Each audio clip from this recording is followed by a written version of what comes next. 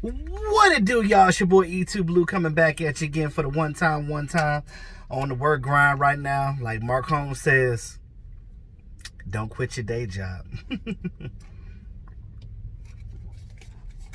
And of course, I'm drinking the wonderful tea from my sponsor, J Elise Tea. Make sure you get your J Elise Tea at J Elise Tea, www.jelisetea.com, and check out the Instagram, same thing, J Elise Tea. Let me tell you something. It's game week, y'all. Are you excited? Because I am. You got to be excited at this game week, guys. We are a couple of days. Hell, tomorrow's the first game of the season. I keep forgetting because, you know, with Labor Day being Monday, the week is short. Thursday, tomorrow, because it's hump day. Today is Wednesday, it's hump day. So, tomorrow, Eastside Herald's Texans are going against those championship winning Chiefs. And I think the Chiefs might tap that ass, so to speak. So I'm looking to see the Texans lose because I'm just tired of hearing Eastside Herald's mouth. Those of you that follow me faithfully, you know who Eastside Herald is. He is he's a supporter of the channel. I'm not mad at him for supporting the channel. Shout out to you, Eastside Herald, for supporting the channel. But he is a Texans fan, and he's in Cowboys chats more than he is anything. He claims that he be in Texans chats, but I don't hear about no Texans chats. Me personally, like, if it's not Cowboys, you know, whatever. But this is the thing. I do have a lot of subscribers that are fans of other teams. Shout out to the Viking fans that follow me, the Green Bay fans that follow me, the shout out to my man Rams Talk. Matter of fact, me and Rams Talk, I need to hit him up. I don't know if he's seeing this video or not, but we're playing the Rams this week. So for week 1 on Sunday night, I need to hit him up, get him on my live stream so he can give us some insight of what he thinks about his Los Angeles Rams playing in their brand new stadium in SoFi. I saw video clips of the stadium. It kind of looks like AT&T. It looks like AT&T with a little bit of different flavor to it. But I like the stadium. It's nice. If I ever get a chance to go out to California, I definitely want to see it. But not this year with COVID. Ain't doing nothing. I mean, they're not even having fans in the stadium there. So that's going to suck. You open your new stadium with no fans in it. Like, that's got to be weird. To just open up the stadium to have a big game and there's no fans. So you can't sell hot dogs, you can't sell popcorn, you can't sell beer, margaritas, none of that stuff. You can't sell nothing because there ain't no fans in the stands. That's got to be interesting. I don't know if that's a California-wide thing. I guess the governor of California didn't allow that, but that's a shame because they should at least did like 40% capacity. With a place like that, you want something to be there. You know what I mean? Like it's just not gonna feel right.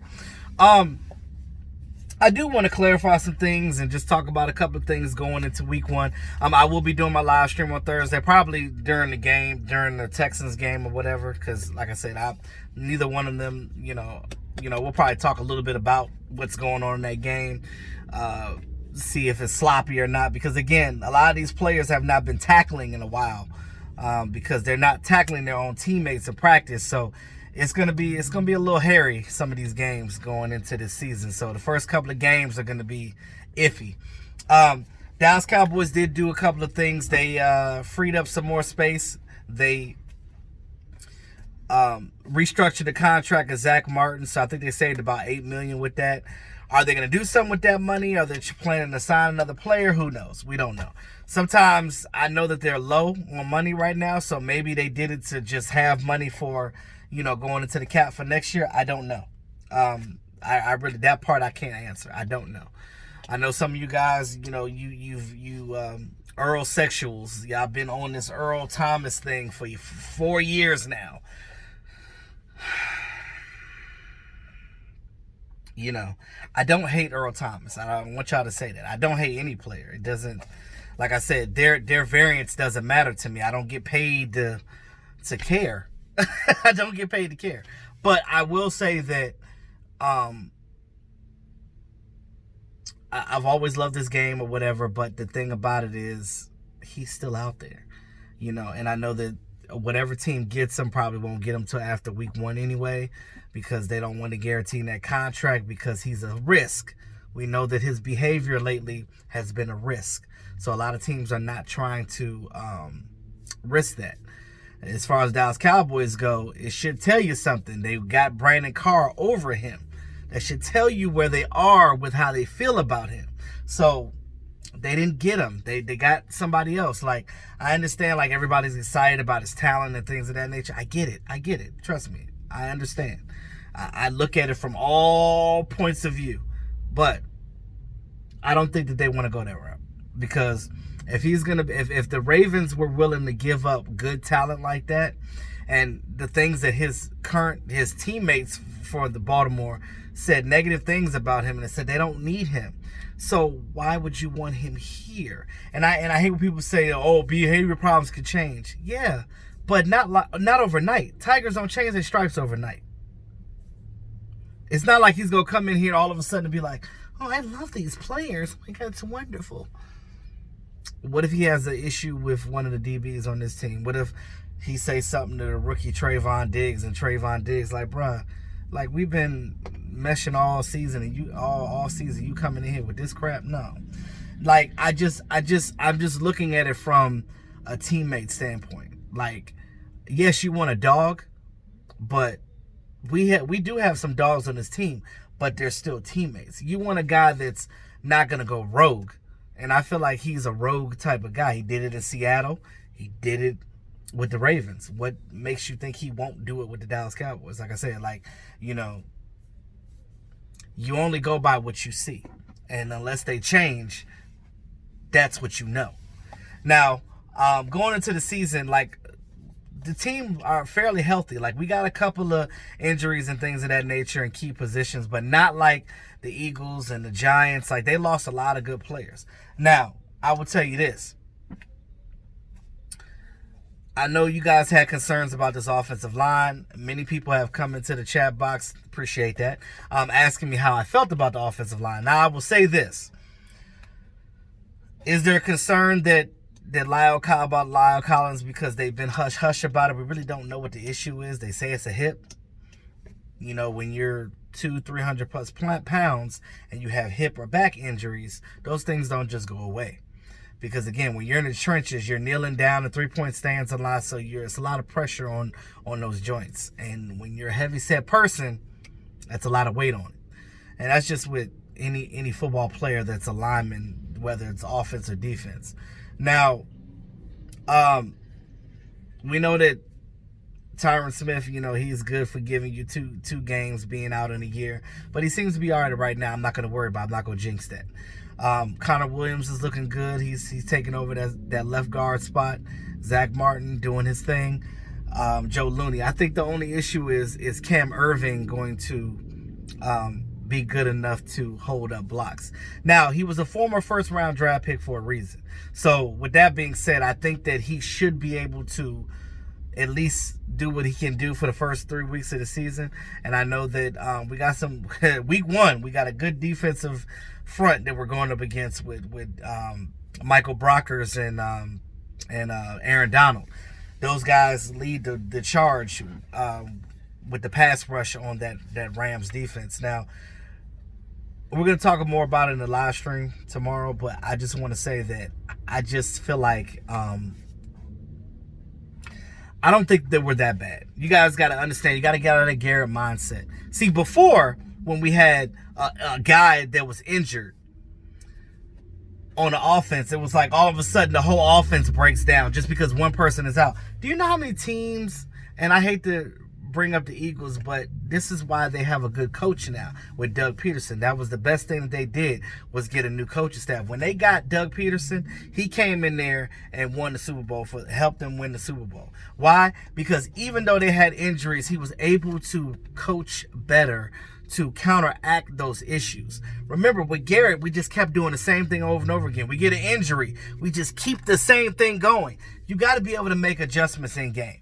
Because if you're not making adjustments in game, you're not winning. And like I said, with Mike McCarthy and them, I trust that they're doing things differently. Understand that we don't have a fullback right now because Jameis Olawale opted out for the year. So they didn't keep a fullback on the 53. Now we got Sewu Onalua. He's on the practice squad. But right now on that 53, what did they do? I said this in the last video when I talked about the roster. They kept they kept 4 tight ends. So that should tell you that they're going to use a fullback hybrid tight end type of situation with their tight ends. They kept McKeon. They kept Blake Bell. Blake Bell was a blocker with Kansas City when they won the Super Bowl. So I just feel like they're going to use their tight ends more. And if they need to help chip on that line, they're going to get Cam Irving some help. So I think that this team will be all right. Think about it like this. Some people worried about the defense. I don't see really the issue. You look at the issues that we had on defense. What were the issues we had on defense? It wasn't the secondary. Even last year it wasn't the secondary. The issue really was us getting gashed up the middle. Teams running all over us. In the offseason, we went and got Don Terry Poe. We attempted to get Gerald McCoy, but, he got injured. But, that happens. You can't control that. But you getting Don Terry Poe, you're drafting some guys. You're getting that beef inside to stop that run. You got Tyrone Crawford back to kick inside to help whenever needed. So he's going to be going back and forth from in to 3 tech. Now, that should help with teams trying to run the ball on us. And also, we're doing a 4-3-3-4 hybrid defense, and I'll explain that in a second. So everything is going to be exotic this year. It's not going to be the same. And I'm not talking about that exotic stuff that we were doing with Rob Ryan. Remember that shit when Rob Ryan was the defensive coordinator, and he was like doing all this extravagant stuff and was confusing the guys, and they had to think too much and they weren't playing right. That was the issue then. No, when they say exotic, it's still going to be simple, but we're going to be able to disguise coverages and switch things up. We'll switch from dime to nickel. We're going to you're going to see them doing different things. That secondary, I look at it like this. That secondary and that front line, it doesn't matter who starts. Like everybody keeps saying, Tristan Hill's going to start. It doesn't matter. It doesn't matter. They're going to rotate so heavily that it don't matter who the hell starts. I don't give a shit who starts. Excuse my French, but I don't care who starts. What they're going to do when they rotate, the DB is the same way. They got guys playing 2 ways. They got Brandon Carr going to come in playing both safety, nickel safety, and box safety and nickel corner. That's what Brandon Carr is going to be doing. They move Reggie Robinson to safety. Daryl Worley is going to do double duty. So the way that they're doing things, with the way that Maurice Lindquist and Al Harris, the way that they're constructing this secondary, they're doing different things. They're moving guys around. They're not just going to be doing just one thing. And when guys do multiple things, everybody understands their assignment and what's going on. Even if they're not in that position, they can tell the other guy, hey, you got to be over here because this is where I was last play. And you look at the formations we might do. You might see a 4-3 on one play. You might see a 3-4 in another scheme where you got Alden Smith as a linebacker and you got Randy Gregory as a linebacker. Well, when he comes back week 7, that is. But yeah, those are examples that I'm using. They're going to utilize those guys in different aspects of the game. You might see D-Law go out to be a linebacker standing up rushing. So you're going to see a lot of different things that you have never seen on this Dallas Cowboys line. And again, 4-3-3-4, they might do a 3-3-5. 3 down linemen, 3 linebackers, and 5 DBs. They're going to do that. So just understand that, like, don't be too scared. And I look at it like this: the way this offense is shaping up, if this offense stands up to what they're supposed to do, and they're scoring like that, and they're even better than they were last year. Remember, they were still, even though we went 8-8 last year, they were still the #1 offense. So with that being said, you adding to that production with CeeDee Lamb, you do even more than that. Your defense is really going to be good because then they're not going to be out on the field as much. So they're going to be able to breathe more. So when you come in and rotate, it's rushman after rushman after rushman. So the quarterbacks ain't going to have nothing to do but get sacked. And that's all I'm saying. That's all I'm saying. They gonna get sacked and they gonna get punished. So don't worry too much about it. Just let it ride. Let's get through the first game of the season on Sunday night and let's see what they do. Yeah, but I'm gonna work on that. I'm gonna contact Rams Talk and see if he's available to hop on the Skype on a live stream so we can talk about some things, get some perspective on his end and see what he thinks about his team. Because I did that with him. Was it last season? I think it was the year before. Was that last year? All the years are hitting me real hard right now. Like when we played the Rams in the playoffs and they whooped our ass by C.J. Anderson running up the middle like a bowling ball. That was the live stream before that game when that's the last time I had him on the channel. So I think that was yeah, it was the season before, because we didn't go to the playoffs last year, so it was the season before last. That was when I had him on the live stream then. But hopefully I can get him again, and that way we can talk about some things. And I like to get perspective from fans of other teams too, how they feel about their team and how they feel about our team as well. I love to do collabs like that. I think this is dope. It gives a different perspective. It gives a professional perspective, because it's not like I'm just sitting here talking just to be hating. The one thing that you know about me is I keep it real. I don't hate on another team. I give props where props due. And you know, the Rams have always had a defensive line, but, you know, I just don't think that. The thing is, and I'll talk about this on my matchup video that I used to do every week before every game before. Those of you new subscribers don't know how I do during the year, but you're going to find out. I think that I'm going to talk more about it then, but I will say right now that there's no real tape on the Cowboys for other teams, because again, it's a new coaching staff. Everything is different. It's new personnel. It's new staff. So they're not going to know what to do with us. So I just look at it like that. But in the meantime, between times, guys, thanks for all my subscribers. Appreciate you guys. Let me know what you guys think about, you know, going into the season, what your worries are and things of that nature. But don't trip too much about the offensive line. I trust this new coaching staff, and I think they'll get it together. It's not going to be like with Jason Garrett with the Atlanta, when that Atlanta game, when that Claiborne guy sacked the hell out of Dak for like six times in the game, and then he got a contract and he never got another sack again in the league. Like, it was crazy. But we're going to come prepared. And we're going to make adjustments, and we're not going to do things like that again. So that's the old era. We have to start thinking new. And I think that you guys it'll start to click once we start playing games. So right now, just be optimistic and just root for your team. Like, we can't think negative right now. We gotta keep it positive, and that's what I'm all about, the positivity. All right, y'all. It's your boy E2 Blue, always keeping it real. Talk to y'all soon.